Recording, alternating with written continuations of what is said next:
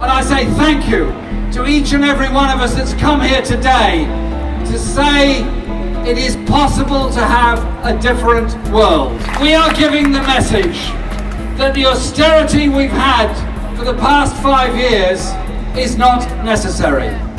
Hands up anyone here who created the banking crisis in 2008. Was the banking crisis created by nurses, by teachers, by school workers, by street cleaners, by the unemployed, by the disabled, by the homeless?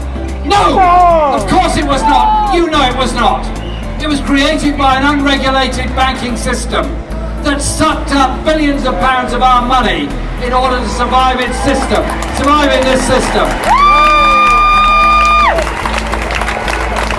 Initially, the nationalisation of the banks was absolutely good and the right thing to do.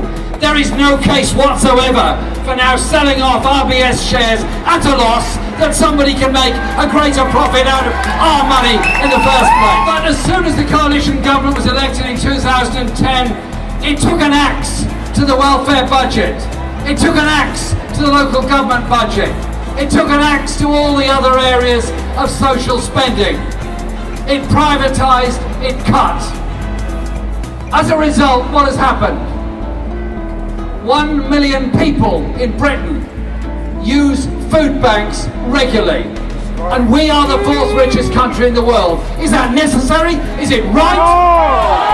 Of course it's not necessary, and of course it is not right. Inequality has got worse and worse. The 100 richest people in this country now own the equivalent of the wealth of 30% of the entire population. That is ghastly inequality on an industrial scale. And if these next round of cuts goes through, and I'm sure the government intends to put them through, then the situation is going to get worse and worse.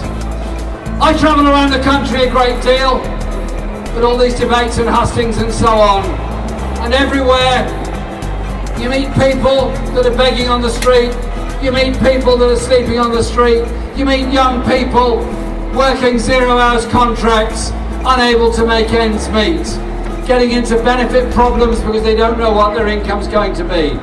Is it really morally right or just that anyone should be forced to sleep on the streets of this country at any time? Instead of extolling the virtues of ever-rising prices in the property market, particularly in London, I've got a different idea. 1, build council housing for those people in need.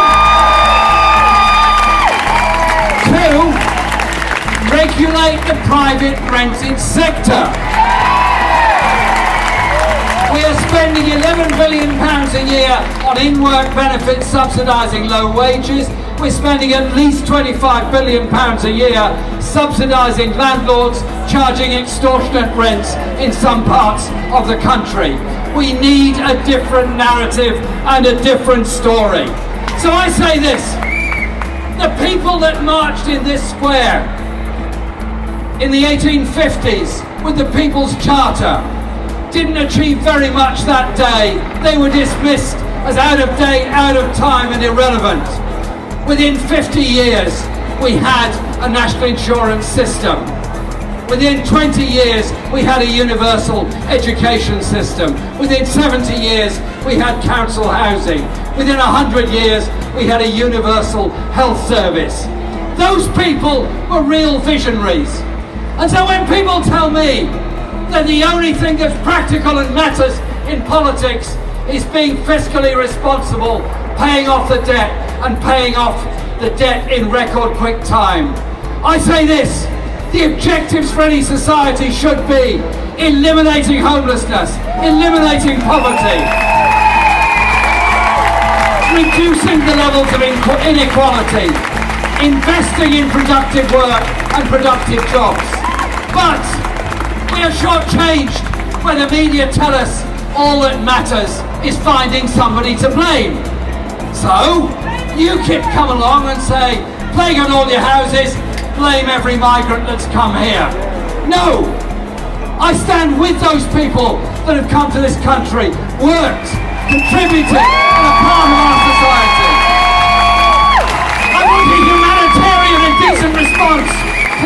are people who are victims of war, that are dying in the Mediterranean, trying to reach a place of safety. I am not prepared to join in a campaign of Benefit Street and attacking the so-called benefit scroungers. I want us to stand up, as brave people did in the 1920s and 1930s, and said, we want a state that takes responsibility, a community that takes responsibility for everybody to ensure nobody is destitute. We each care for all, everyone caring for everybody else. I think it's called socialism. Where many times to oppose wars, to oppose nuclear weapons and oppose so many other things. The world is not an easy place. The levels of injustice are appalling. The levels of greed are almost overwhelming. Are we going to solve any of those problems by spending £100 billion on new nuclear weapons? Or are we going to solve those problems by global reach of our defence capability to start wars everywhere in the world? No. Let's try to rebalance, rethink our society. A world at peace and human rights, social justice for all at home, but above all, remember those that came before us. We stand on their shoulders, those people that achieved so much for all of us, for education, for health, for housing. Let's go forward with confidence and optimism. This anti-austerity movement is a movement. It's not, absolutely not, about individuals and absolutely not about ambitious individuals. This is about a social movement of all of us that can rechange our society into something good rather than something that is cruel and divided. You all know the way forward. Thank you.